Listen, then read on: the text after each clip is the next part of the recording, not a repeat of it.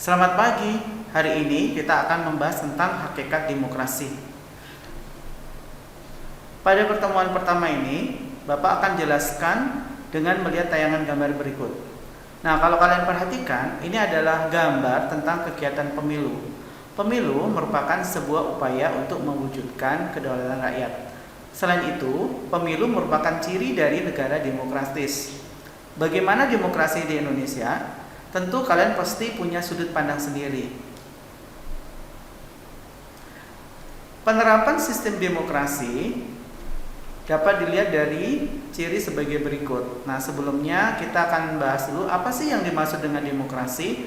Bapak ingatkan ya, demos dan kratos merupakan asal dari kata demos itu diartikan sebagai bentuk rakyat, kratos artinya pemerintahan. Jadi diartikan pemerintah rakyat.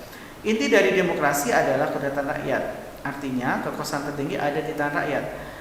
Definisi yang sering dipakai untuk mengartikan demokrasi adalah pemerintahan dari rakyat, oleh rakyat, dan untuk rakyat. Ini dikemukakan oleh Abraham Lincoln. Lantas bagaimana prinsip, macam-macam demokrasi, dan ciri-ciri demokrasi? Nah, prinsip daripada sebuah demokrasi, saya kemukakan ada 3 hal. Pertama adalah keterlibatan warga negara dalam pembentukan keputusan publik atau sering dikenal dengan istilah kebijakan publik. Yang kedua, tingkat persamaan di antara warga negara. Jadi tidak ada perbedaan, tidak ada diskriminasi, semua punya tingkat persamaan. Baik di dalam hak asasi maupun di dalam kesempatan dalam dudukan dalam pemerintahan. Lalu yang 3, kebebasan atau kemerdekaan yang diakui atau dipakai oleh warga negara. Kemudian macamnya, pertama berdasarkan cara penyaluran kehendak rakyat. Ini ada sistem demokrasi langsung, yaitu rakyat memberikan suara secara langsung atau memberikan hak demokrasi secara langsung, tidak diwakilkan. Nah, kalau perwakilan itu melalui perwakilan di dalam lembaga perwakilan rakyat, lalu dengan sistem referendum, ini merupakan lembaga demokrasi yang menggunakan sistem perwakilan juga. Lalu kalau titik perhatiannya ada demokrasi formal, material, dan gabungan. Kemudian ideologinya ada demokrasi konstitusional dan demokrasi rakyat. Lalu cirinya, yang pertama keterlibatan rakyat dalam pengambilan keputusan publik. Nah, keterlibatan di sini yang dimaksud adanya rakyat ikut berperan serta dalam kebijakan publik. Ada permintaan pendapat kepada rakyat melalui lembaga perwakilan rakyat. Yang kedua, pengakuan, penghargaan dan perlindungan terhadap hak rakyat. Lalu persamaan hak suara rakyat, kemudian lembaga peradilan dan kehakiman yang independen. Lalu ada kebebasan pers, ya, tidak ada pemberedelan misalnya, kemudian pemilu yang jurdil, lalu pengakuan terhadap perbedaan. Nah, sistem demokrasi Pancasila itu ada 3 pilar. Yang pertama, prinsip-prinsip demokrasi Pancasila, lalu ciri-ciri demokrasi Pancasila. Yang ketiga adalah asas dan fungsi demokrasi Pancasila. Nah, prinsip demokrasi Pancasila pada dasarnya itu adalah nilai-nilai dalam Pancasila. Nah, ini mungkin bisa sering kita nyanyikan ya, lagu Garuda Pancasila itu merupakan salah satu bentuk lagu yang mencerminkan tentang nilai-nilai Pancasila. Kemudian prinsip demokrasi Pancasila itu yang pertama, demokrasi yang berketuhanan yang Maha Esa. Maksudnya di sini demokrasi yang adanya berdasarkan ketuhanan yang Maha Esa.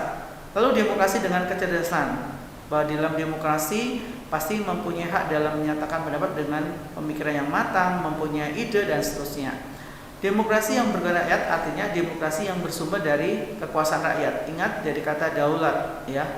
Kemudian demokrasi dengan rule of law, ya, demokrasi dengan adanya persamaan hukum. Lalu demokrasi dengan pemisahan kekuasaan negara, di mana dalam pemerintahan demokrasi itu ada 3 lembaga kekuasaan negara, eksekutif, legislatif maupun yudikatif. Lalu demokrasi dengan hak asasi manusia, di mana manusia juga dijamin, dilindungi, bahkan diatur oleh undang-undang tentang hak asasi manusia. Kemudian demokrasi dengan pengadilan yang merdeka, maksudnya pengadilan yang dalam memproses suatu perkara bebas dari campur tangan lembaga lain. Artinya demokrasi yang mengedepankan kepada kekuasaan pengadilan tersebut. Lalu demokrasi dengan otonomi daerah, yaitu demokrasi di mana dalam hal mengadakan pemerintahan dikasihnya otonomi daerah, bahwa setiap daerah punya hak untuk mengatur daerahnya sendiri. Lalu demokrasi dengan kemakmuran, bahwa pada prinsipnya suatu pemerintahan demokrasi adalah tujuannya untuk kemakmuran rakyat secara bersama-sama, bukan untuk kepentingan sekelompok orang ataupun golongan. Lalu demokrasi yang berkeadilan sosial, yaitu demokrasi yang menekan kepada nilai-nilai keadilan sosial. Tentunya nilai-nilai yang digunakan untuk kepentingan bersama, bukan kepentingan kelompok, golongan, atau sekelompok orang tertentu. Kemudian ciri demokrasi Pancasila, yang pertama, kedaulatan ada di tangan rakyat, maksudnya kekuasaan berasal dari rakyat. Lalu berdasarkan kekeluargaan, musyawarah dan mufakat.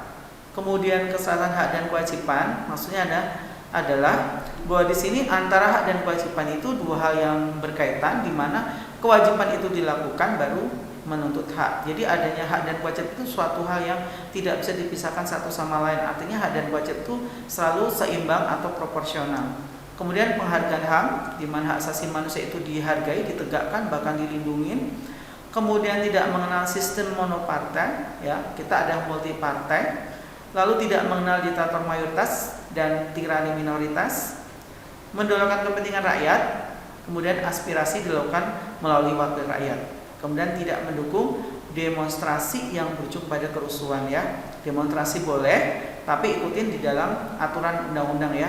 Bapak ingatkan ada Undang-Undang Nomor 9 tahun 1998 tentang tata cara menyatakan kemerdekaan di depan umum atau menyatakan pendapat di muka umum.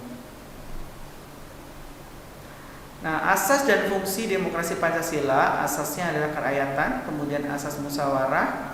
Fungsinya menjamin keikutsertaan dalam kehidupan bernegara, lalu menjamin berdirinya negara Republik Indonesia, kemudian menjamin tetap tegaknya NKRI berdasarkan sistem konstitusional, lalu menjamin tegaknya hukum yang berasal dari Pancasila, lalu menjamin adanya hubungan yang sama, serasi dan seimbang antara lembaga negara, kemudian menjamin pemerintahan yang bertanggung jawab. Nah, kemudian yang terakhir tentang dinamika pelaksanaan demokrasi di Indonesia. Di sini saya bagi beberapa periode, ya. Kita bahas periode yang 1945 sampai 1949. Ini demokrasi pada periode ini adalah terbatas pada fungsi pers yang mendukung kemerdekaan. Jadi masih terbatas kepada kebebasan pers yang mendukung kemerdekaan. Lalu di angka tahun 1949 sampai 1959, pada periode ini terjadi dua kali pergantian Undang-Undang Dasar, perubahan bentuk negara dan sistem pemerintahan, ya. Ini dari 49 itu pada masa konstitusi RIS, ya, tahun 49, ya, Undang-Undang Dasar 1945 berubah menjadi konstitusi RIS, ya. Bentuk negaranya berubah, saya ingatkan pada waktu itu Undang-Undang Dasar 45 diganti dengan Undang-Undang RIS tahun 49, bentuk negara dari kesatuan menjadi serikat. Kemudian sistem pemerintahnya berubah dari sistem presidensial menjadi parlementer. Lalu tahun 1959 sampai 1965, periode Indonesia menganut demokrasi terpimpin dengan ciri-ciri terbatas pada partai politik. Lalu ada terbentuknya Dewan Perwakilan Gotong Royong atau DPRGR, lemahnya hak dasar manusia, tidak ada kebebasan pers, dan sentralisasi kekuasaan, di mana pada periode ini adalah kekuasaan selalu berasal dari pusat, belum ada yang namanya otonomi daerah, ya. Lalu kemudian di tahun 1965 sampai 1998, ya, ini ada periode pemilu dilaksanakan secara periode 5 tahun. Kemudian terjadi penyederhanaan partai politik, lalu di sini juga mencuatnya kasus korupsi, kemudian kolusi dan nepotisme dalam pemerintahan. Nah, sekarang yang terakhir 1998 sampai sekarang, pada periode ini terjadi reformasi amandemen Undang-Undang Dasar Negara Indonesia tahun 1945, lalu muncul pembentukan Komisi Pemberantasan Korupsi, yaitu KPK, di mana KPK lembaga yang berperan dalam berbagai tindak pidana korupsi selain Polri. Lalu kemudian terdapat jaminan kebebasan pers, tidak mengenal pemberedelan, pencabutan SIUP dan seterusnya, lalu jaminan berpolitik. Nah, untuk hari ini cukup sampai di sini. Nah, kita akan lanjutkan pada pertemuan berikutnya. Terima kasih, selamat siang.